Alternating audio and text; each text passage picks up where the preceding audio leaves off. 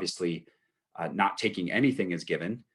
So we're obviously interested in doing philosophy of religion for our purposes. Doesn't mean there isn't a lot of overlap. A lot of theologians and people who study theology certainly are interested in philosophy and philosophers. But theology typically relies on what is revealed, divine revelation, whether it's through a religious text. And we oftentimes frame this as natural theology. This is usually theology plus philosophy of religion. Okay, so philosophy of religion is concerned with questions including, but certainly not limited to, as I said, the nature and existence of God, the justification, if there is any, of religious belief, the examination of religious experience, the analysis of religious language and texts, which again can border on theology, and the relationship between science and religion. We should also be quick to point out that belief is not always binary, right? People often frame discussions of philosophy of religion or belief in God as either or, right? You either fully believe in God or you don't. But as I hope is clear, beliefs don't really occur as a binary, right? They often occur as a measure of confidence in the truth or falsity of a proposition, and so are best understood as occurring on a spectrum.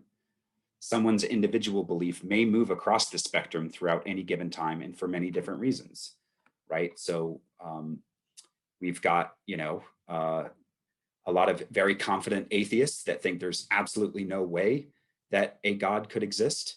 And then you have those who think that belief in God is absolute, that there's no way that you couldn't believe in God. But there's a lot of views in here, right? Which we'll mention. Okay, so I think this is a helpful place to kind of start speaking of a spectrum, because I think a lot of people maybe misconstrue some of these definitions.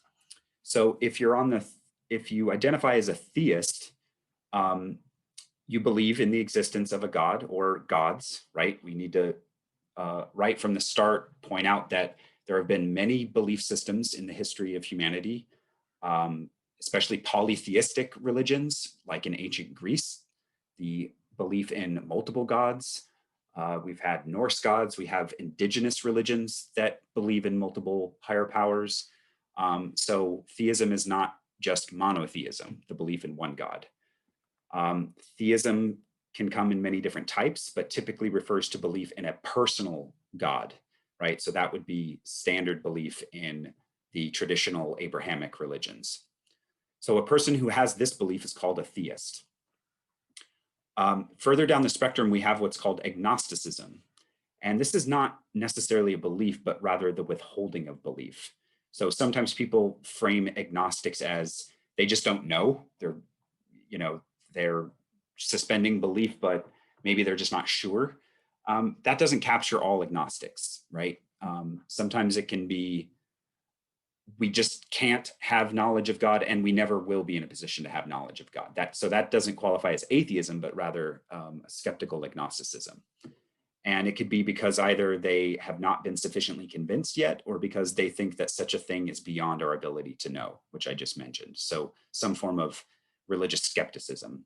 So a person who neither accepts nor rejects the existence of a God or gods is called an agnostic for our purposes.